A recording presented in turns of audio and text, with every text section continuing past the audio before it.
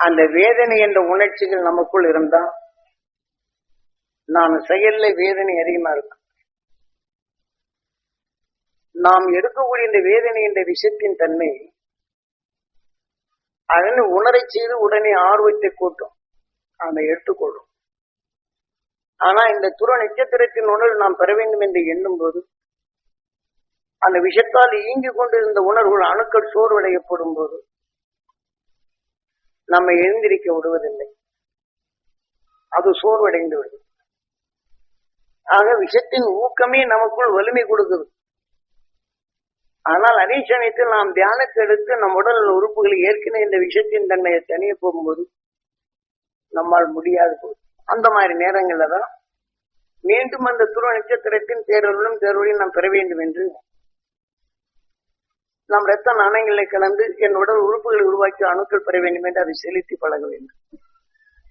அப்ப இது நீங்கி பின் கொஞ்ச நேரத்தில் விடுதலையாக பார்க்கலாம். இந்த மாதிரி வரும், எல்லாருக்குமே உண்டு. எத்தனையோ வேதனையான உணர்வுகள் உண்டு. நாம் இதை எடுத்தோன்னு அது சோர்வடையும். நம்ம செயலி உண்டு. என்னடா நம்ம தியானம் பண்ணி இந்த மாதிரி ஆயிப்போச்சு நினைச்சு அந்த விஷத்தின் இயக்கத்திற்கு ஆக்கப்பூர்வமான நிலை கொடுக்கவில்லை என்றால் உடனே அந்த படுக்கையில் இருந்து சிறிது நேரம் அந்த கண்ணின் நினைவு துருவ நட்சத்திரத்தின் பார் செலுத்தி இந்த இரத்த நாணங்களை கலந்து என் உடல் உறுப்புகளை உருவாக்கி அணுக்கள் பெற வேண்டும் என்று அது ரிலீஃப் ஆகிற அந்த கொஞ்சம் இருந்து அதுல இருந்து விடுபடுவதை நீங்கள் உணரலாம். சொல்றதாச்சும் அப்புறம் கேட்கும். பேரொழியும் ஜீவான்மா ஜீவனுக்கள் பெறணும்னு எடுத்தோம்.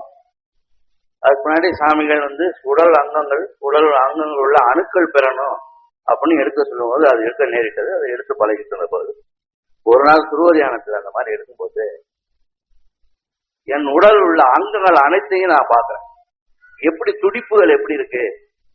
அவ கொஞ்ச நேரத்தில் எனக்கு பயந்துக்குச்சு. அந்த பயம் ஒண்ணுன்னா அந்த உடல் அங்கத்தை அப்படியே தெரியுது சாமி. நம்ம எந்தெந்த அங்கத்தை என்றோம் அப்படின்னா அது மொத்தமா எனக்கு காட்டுற அந்தந்த துடிப்புகள் அந்தந்த இடத்துல காட்டு. கொஞ்ச நேரம் பயந்துட்டு அப்புறம் மறுபடியும் அதை எடுக்க ஆரம்பிச்சேன். அப்புறம் மூணாவது அந்த பௌர்ணமிக்குல அடுத்த பௌர்ணமி வரையில சாமிகள் உபதேசத்துல சொன்னாங்க, இதுல இருக்க அங்கங்களுக்கெல்லாம் பாத்திரக்க நேரிடும், ஏன்னா பயந்துக்கிறாங்க அப்படின்னாங்க. ஆனா அந்த மாதிரி உணர்வுகள் மறுபடியும் திரும்பும் போது எனக்கு அந்த மனபலம் கிடைக்கணும். அது எதனால அந்த மாதிரி ஏற்பட்டது அப்படிங்கிறது எனக்கு தெரியும். அதாவது நீங்க பணம் வேணும்னு ஆசைப்படுறீங்க இல்லையா, திடீர்னு 1,00,000 பிரைஸ் வந்துருன்னு சொன்னா உங்க மனசு எப்படி இருக்கும்? பயத்தை காட்டில படப்பட நினைக்கும். பணம் வந்துருச்சுன்னு சொன்னா அதுல மூச்சு போறதும் உண்டு இல்லைங்களா? அப்ப இதே போலதான் அந்த உயர்ந்த சக்தி நமக்குள் உறப்பும் போது ஆக பெற்றோங்கிறத அந்த அருளை நாம் பெற்றுக்கொண்டிருக்கோம். இந்த ஆனந்தத்தை செலுத்தினா இருக்கும். நாம் அந்த பயத்தை கொடுத்தோம் நினைச்சு பய அலைகள் தான் வரும். அது வேகமாக இயக்கப்படும் போது இதோடு சேர்த்து கொஞ்சம் விஷயத்தை கலந்து விட்டாயப்படும். நாம் பெறோம் அப்படிங்கிற அந்த ஆசைகளை நாம் நல்ல நிலை பெற்றுக் கொண்டிருக்கின்றோம். அந்த துருவ நட்சத்திரோட இயங்கி கொண்டிருக்கின்றோம். அந்த உடல் நமக்குள்ள இயங்கி கொண்டிருக்கிற இந்த வலுவை சேர்க்கணும். இதே மாதிரி தியானம் பண்ண உடனே இந்த தியானத்து முதல்ல சொல்லிட்டு இருக்க போகும்போது இந்த உணர்வு உங்க உடல்ல வந்த உடனே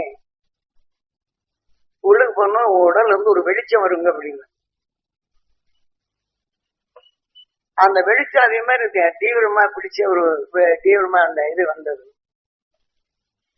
அவருடைய சூழ்நிலை என்ன ஆகி போச்சு தெரியுமா? அந்த தியானத்தை உட்கார்ந்துகிட்டு அந்த இது பண்ண உடனே பளீர்னு உடல்ல இருந்து ஒரு வெளிச்சம் வந்துருங்க. அவர் சம்சாரம் பார்க்குது, பார்த்து இந்த மாதிரி வெளிச்சம் ஐயோ ஜெகஜோதியா வருது அப்படின்னு சொல்லி பிடிங்க. நீயும் பார்த்தியா அப்படின்னு. ஆமா அப்படின்னு. அப்போ என்ன சரி மேல மிதக்கிற மாதிரி இருந்தது. மிதக்கிற மாதிரி சம்சாரத்தை கட்டி பிடிச்சி நான் மேல எல்லாம் போடுவோம் போடுறது நடந்த நிகழ்ச்சி. ஐயோ நான் எங்கேயும் மேல போயிட்டேன்னா என்ன பண்றது அப்படின்ட்டு கட்டி பிடிச்சிக்கிட்டு 2 பேரும் அழுதுகிட்டு இருக்கிறேன். நடந்த நிகழ்ச்சி. இந்த மாதிரிங்க காசு கிடைச்சும் நான் மேல போயிட்டு நான் சொர்க்கத்துக்கு போயிட்டேன்னு உடனே நான் விட்டுட்டு 2 பேரும் கட்டி பிடிச்சு அழுதுகிட்டு இருக்கிறாங்க. இதுக்கு எங்க போய் சொல்றது? என்னென்னால் இந்த மாதிரி நாம அதை சிறுக சிறுக வளர்ச்சியடைஞ்சு வந்தா நான் கஷ்டப்பட்டு தெரிஞ்சிட்டு வந்தேன். அதனால எனக்கு அந்த இது தெரியுது. திடீர்னு உங்களுக்கு தெரிஞ்சா என்ன பண்ணும்? என்ன பண்ணுவீங்க? அதை அனுபவிக்க முடியல. அந்த இடத்துல மனபலம் வேணும். இந்த மனபலம் மட்டும் நம்மளுக்கு இந்த அற்புத சக்தி கிடைச்சது என்று ஆனந்தப்பட்டிருந்தீங்கன்னா அது உங்களுக்குள் நல்ல வந்துச்சு. சந்தர்ப்பத்துல ஒரு சிலருக்கு இந்த காட்சி கொடுத்துக்கிட்டு இருக்கும்போது வான வீதியில மிதக்கிற மாதிரி, சிலருக்கு அந்த பறந்துகிட்டு இருக்கிறதெல்லாம் தெரிஞ்சுக்கிட்டு இருக்கு. அடுத்தாப்படி என்ன செய்றாங்க, மேந்துகிட்டு இருக்கிற மாதிரி எல்லாமே காட்சிகளை பாக்குறாங்க. இதெல்லாம் முடிஞ்சோன்னா மணிக்கணக்கில் வந்த உடனே நம்மகிட்ட கேட்கிறாங்க, இந்த மணிக்கணக்கில் நம்ம மேல எல்லாத்தையும் பார்த்தவங்க விருதுன்னு சொன்ன உடனே எனக்கு பயமா இருக்குங்க, மேல இந்த சொர்க்கத்துக்கு போயிடுவோம் அப்படின்ட்டு. கொஞ்ச நாள் பெண்டு புள்ளியோட வாழலாம்னு நினைச்சிட்டு அதுக்கு முன்னாடி போயிட்டா என்ன பண்றது? இந்த கூழுக்கு ஆசை, மீசைக்கு ஆசை. இந்த மாதிரி சமுதாயமும் இருக்குது. ஏனென்றால் மனிதனுடைய இச்சையினுடைய வாழ்க்கைகள் இச்சா சக்தி, கிரியா சக்தி, ஞான சக்தி. நாம் எதை இச்சைப்படுகிறோமோ அது கிரியா, அந்த ஞானத்தின் வழி இந்த வாழ்க்கை நடக்கும். அதனால்தான் கந்த புராணத்தில் தெளிவாச்சு, நாம் இச்சைப்படுவது எது அர்த்தமும் தீமையை நீக்கும் உணர்வை நாம் இச்சை பெற்றால் நாம் உயிரை பெற்று கிரியாகி தீமையை நீக்கும் ஞானங்கள் நாம் வாழ்றோம். ஆனால்தான் வலிமை மிக்க சக்தி வழி எத்தனையோ கூடி உடல்களே தீமையை நீக்க இந்த வலிமையான சக்தி நம்ம 6வது அறிவில் தெரிந்து தீமையை நீக்கக்கூடிய அந்த வலிமையான நிலைகள் இருக்கு. ஒரு விஞ்ஞானி அந்த 6வது அறிவு வச்சுதான் இன்னைக்கு எத்தனையோ வழிகள் எல்லாம் செய்தான். இன்னைக்கு ஒரு கல்லை நாம தூக்க முடியல, 1000 டன் 2000 டன்னை தூக்கிட்டு போற மாதிரி ராக்கெட்டை செய்து மேல பறக்க விடுறான். அவனுக்கு என்ன வலுவுதானே,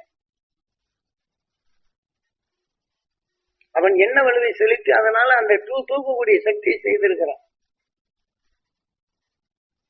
அப்ப அந்த என்ன வலுதானே அங்க காரணமாகுது. நமக்குள் அந்த என்ன வலுவை நாம சேர்த்து வலுவு துணை நட்சத்திரத்தின் பேருங்க அந்த வலு கூடப்படும் போது எத்தகைய நிலை என்றால் நம்ம சமாளிக்க முடியும். அதுக்கு உங்களுக்கு பழக்கத்துக்கு தான் அடிக்கடி இந்த ஆப்போசிட்டி எந்த நிலையில் வந்தாலும் ஆப்போசிட்டி. இந்த உடலோட யார் இருக்கிறாங்க? நம்ம குருநாதர் இருக்கிறாரா? திருமூலர் இருக்கிறாரா? ஆதிசங்கரர் இருக்கிறாரா? சொல்லுங்க. ராமலிங்க அடிகள் இருக்கிறாரா? விவேகானந்தர் உலகெல்லாம் சொன்னார் உடலோட இருக்கிறாரா? அவருடைய குரு எல்லா தத்துவத்தையும் தெரிந்தார், அவர் இருக்கிறாரா? யாரும் உடலோட இல்லை. இன்றைய செயல் நாளைய சரீரம். இன்றைய நிலையில் ஒளியின் உணர்வை நாம் பெறப்படும் போது நாளை ஒளியின் உடலா பெறோம். நாம் உணர்வின் தன்மை நாளைக்கு என்ன செய்யுது, இன்னைக்கு இத்தனை ஆசையில் விட்டு நாம் போறோமே அப்படின்னு சொன்னா இங்கதான் வரணும். ஆகவே இந்த உயிர் என்றுமே அழிவதில்லை, வேகா நிலை. இந்த உடல் மாறி மாறி வந்து போன உணர்வுக்கு தக்க இந்த உயிர் அந்த ரூபத்தை மாற்றிக்கொண்டேதான் இருக்குது. ஒவ்வொரு ரூபத்திலையும் மாற்றிக்கொண்டே நாம் எடுக்கொண்டு காப்பாற்றும் உணர்வு தக்க அந்த உடலை எண்ணிதான் அந்த உயிர் இருக்கிறது. உயிருக்கு வேற வேலை இல்லை. ஆகவே இந்த 6வது அறிவு கொண்டு இந்த ஒளி என்ற உணர்வான என்னைக்கு நிரந்தரமான நிலைகள் அந்த விஷயத்தை மாற்றும் சக்தி இங்கு கிடைக்குது. அதுதான் இந்த 6வது அறிவு 7வது நிலையில் தான் விஜய தசமி.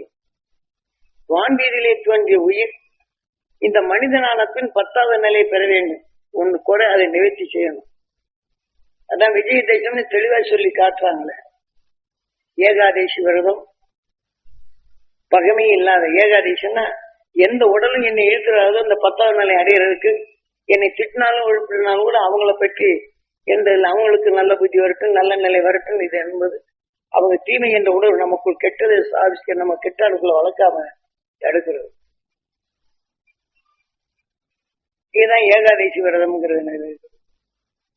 விநாயகர் சதுர்த்தி நாம் எப்பவுமே தேவை. அதாவது வேதனை என்ற உணர்வான அது வினை, அது நமக்குள்ள வேதனை இயக்காதபடி தடுக்கணும் விநாயகர் சதுர்த்தி. அப்ப அந்த துணை நட்சத்திரத்தின் பேரொருளையும் பெற வேண்டும் என்று இந்த தீய வினைகளை நிறுத்திவிட்டு உயிரான உணர்வுடன் சேர்த்து அந்த ஒளி என்ற உடலை பெறுவதுதான் விநாயகர் சதுர்த்தி. விநாயகர் சதுர்த்தின்னு 7வது அறிவோடு சேர்த்து நீ இருப்பது. ஆக ஒளியாவது அதனுடைய உணர்வை பற்றி விநாயகர் சதுர்த்தி பெற்று சொல்றார். வேதனை என்ற உணர்வும் போது இருளாகுது. அந்த வேதனை நீக்கப்படும்போது விஷத்தினை வந்து 7வது அறிவாகுது. அந்த அறிவின் கொண்டு ஒளியின் உணர்வை நாம் வளர்த்துக் கொள்ளும் தத்துவம் இருந்தா விநாயகர் சதுர்த்தி பருப்பை வேக வச்சா முளைக்குமா? இதே போல தீய வினைகளை நாம் எண்ணினால் அந்த துணை நட்சத்திரத்தின் பேரலை கொண்டு இதை வேக வைக்க வேண்டும். இதுதான் வேதனைப்படுவரை பார்த்தால் அது மாறி நமக்குள் தாயாக நோயாக வருகின்றது. அதாவது ரூபத்தன்மையில், அதாவது உருவத்தன்மையில நாம் சாதாரண மக்களும் தெரிந்து கொள்வது. வேதனைப்படுவரை நீங்க பார்த்து உதவி செய்கிறீங்க, அது மாறி உங்களுக்குள்ள தாயாக வந்து நோயாகும். அப்ப இதுக்காக நோயை நீக்கிறதுக்கு மாரியம்மன் கோயில போனா அந்த நோயை நீக்கிருமா? அகின் கொண்டாடுறாங்கன்னா அந்த மாறி தாயின் நிலைய வேதனை என்ற உணர்வு. ஆனால் உடனே அடுத்த நிமிஷம் அந்த துரு நட்சத்திரத்தின் தேர்தலை பெற வேண்டும் என்று இந்த குண்டத்துக்குள் இறக்க வேண்டும். தங்கத்துல எப்படி திரவத்தை சேர்த்தனால் அந்த பித்தளை ஆவியை எப்படி மாவியா மாற்றும், இதே மாதிரி நமக்குள் சென்றது இதை மாற்ற வேண்டியதை இந்த குண்டத்துக்குள் அந்த நெருப்பு யம அக்னின்னு சொல்லுவாங்க. அந்த அக்னி அதை வந்து தீமைகளை பொசுக்கும் தன்மை பெற்றது. விஷத்தால் தான் நெருப்பானது, நெருப்பால் தான் விஷத்தை மாய்க்கிறது. அதனால்தான் யம அக்னி என்று இதை கொல்லும் சக்தி பெற்றது. ஆகவே அந்த அக்னியை நமக்குள் செலுத்த வேண்டும். அப்படி என்றால் தீமைகள் நாம் மாற்றிக்கொள்ளக்கூடிய முடியும். அதனால நம்ம வாழ்க்கையில் எப்போது எதை கண்டாலும் உடனே அந்த துணை நட்சத்திரத்தின் பேரொழி இந்த உடலுக்குள் செலுத்தி சுத்தப்பட்டுக் கொள்ளும். அது பொசிக்கப்பட வேண்டாம். இங்கே காலி கோபப்படுறவங்களை பார்த்தாலும் உடனே அந்த துணை நட்சத்திரத்தின் பேரொழியும் பெற வேண்டும் என்றத்தான் நாணங்களை கலக்க வேண்டும். என் உடல் உள்ள உறுப்புகள் உருவாக்கும் இதை இறக்கணும். அப்ப அந்த கோப உணர்ச்சியில் நமக்குள் இங்கே அடங்கி விடுகின்றது.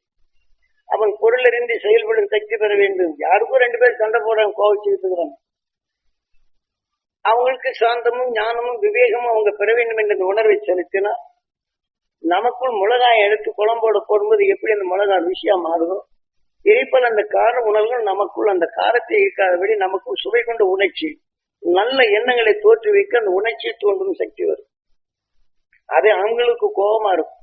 அதை எடுத்து நட்சத்திரத்தின் தனித்து அவர்களுக்கும் பொருள் இருந்து செயல்படுங்க. சகோதரனுடன் ஒன்றுபட்டு வாழணும், ஒன்றுபட்டு வாழக்கூடிய இந்த சக்தி பெற வேண்டும். நீங்க எண்ணிட்டீங்கன்னா இங்க உங்களுக்கு சுவை கொண்டதாக மாற்றும். இதுக்குதான் உடல், அதாவது உடலுக்குள் என்ன எங்க இருந்தா உருவம் அமைத்து உருவ நிலையை நமக்குள்ள காட்டணும். அதனால இப்ப மணி 8 நினைக்கிறேன். நீங்கள் குடிச்சிட்டு அடுத்த டிஃபன் எல்லாம் ஸ்டார்ட் போட்டோம். எத்தனை மணிக்கு ஆரம்பிக்கலாம்?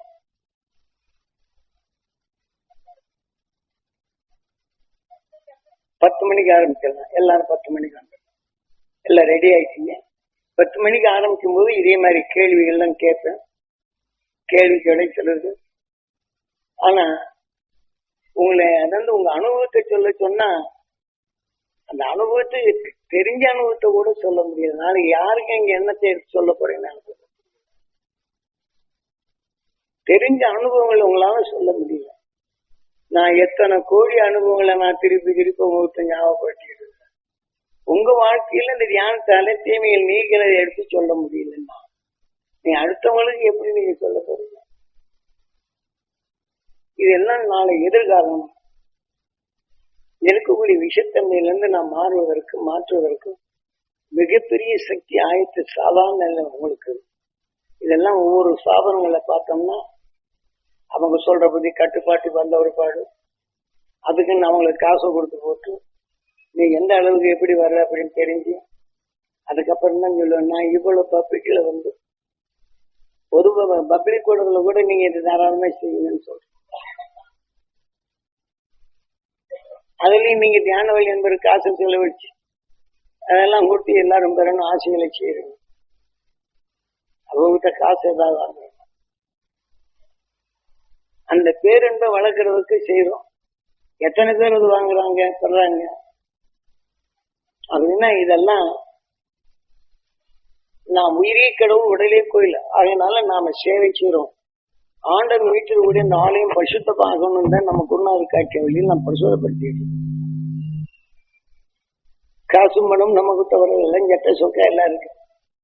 உயிரான ஈசன் போயிட்டு இந்த சட்டம் சொக்காகி இந்த உடல் எங்க இருக்குது, கொஞ்ச நேரத்தில் நீசமாயிருக்கு. அப்படி யார் இந்த சக்காயம் இந்த உடல் நம்ம கொஞ்ச நேரம் போயிட்டு நான் அப்பா தான் அம்மா தான் எல்லாம் தான் சொல்லுவாங்க. கூட ஒரு அரை மணி நேரம் வச்சு வீட்டுல வச்சிருக்க சொல்லுங்க பாருங்க, வச்சிருக்க முடியுதா? நாத்தம் வந்து தூக்கிட்டு போ எது இருக்குங்க. நம் உடலுக்கு சொந்தம் இல்லாத ஏன் இந்த போர்? நாம் என்றைக்கும் நிரந்தரமான சொந்தமான உயிரோடு ஒன்றி அவனோடு அவனாக நாம் ஆகும். ஆறாவது அறிவார் இருளை நீக்கணும் உணர்வு ஒளியாக மற்ற ஒளியும் உடலாக. அதனால இனி இருப்பது கொஞ்ச நாள் தான். எல்லா மனிதனும் இந்த உடல்ல கொஞ்ச நாள் தான். ஆக ஒளியின் உடல் பெற்றவன் இன்னைக்கு நிரந்தரமா இருக்கிறோம். நாம் ஆசைப்பட்டு அதுல வேதனை என்றோட கூட்டி மீண்டும் பிறகு கொண்டு இந்த படாத பட்டு பார்க்கிறோம் இல்லை, எத்தனை பேர் எத்தனை வேதனை படுறாங்க. இன்னைக்கு ஆடு மாடுகள் வேதனைப்படுறதுன்னு இன்னைக்கு ஹாஸ்பிட்டல போய் பார்த்தா போறோம். நவீன கருவிகள் வந்துருச்சு, இது குணமாக்கணும்னா அந்த வலியை தாங்கிட்டு தான் இருக்காங்க. ஆபரேஷன் பண்ணி போட்டு இன்னும் கொஞ்ச நேரத்துல கை காலெல்லாம் எப்படி எடுத்துருச்சு. கையங்கால கட்டி விட்டு கொஞ்சம் அச்சாமருக்கு எத்தனை வேதனை பண்ணுவோம். அப்பவும் புட்டு வச்சாங்க இருக்கிறோம். அதுல இருந்து மீண்டு வந்தோடனே மீண்டும் எப்படி நிரந்தரமா இருக்கிறோமா? கொஞ்ச நாளைக்கு இருக்கிறோம், மறுபடியும் போகும். சொந்தமில்லாத உடலுக்கு நாம் இன்னும் சொந்தம் கொண்டாடிட்டு தான் இருக்கிறோம். அதனால நம்ம குரு காட்டி அருளியல் நம்ம என்றும் ஏகாந்த நிலை என்ற அந்த பெரும் சொந்தத்தை நம்ம கொண்டாடணும் பிரார்த்தித்து, அடுத்தபடி இப்ப கேள்வி கேட்கல எல்லாம் ஒண்ணு கூடி பேசிங்க. சாமி கிட்ட கேள்வி கேட்கலான்ட்டு அர்த்தத்தோட கேளுங்க, அர்த்தம் இல்லாத கேட்க வேண்டாம். அர்த்தத்தோட கேட்டீங்கன்னா நீங்க எல்லாருக்கும் அந்த புரிகிற நிலை ஏற்படும். அடுத்த கேள்வி, அடுத்தது உபதேசம், அடுத்து உபதேசம் கேள்வி. இந்த உணர்வு பூரா உங்களுக்கு இங்க இதுதான் வேலை. வேடிக்கை பார்க்கறது அங்க போய் பார்க்கலாம் இங்க பார்க்கலாங்கிறது அப்புறம் வேணா வச்சுக்கலாம். ஏன்னா இதை பார்ப்போம், இங்க எல்லா அருளும் இருக்குது. அதனால இதை பெறுவோம் என்று பிரார்த்தித்து இப்ப நிறைவு செய்வோம்.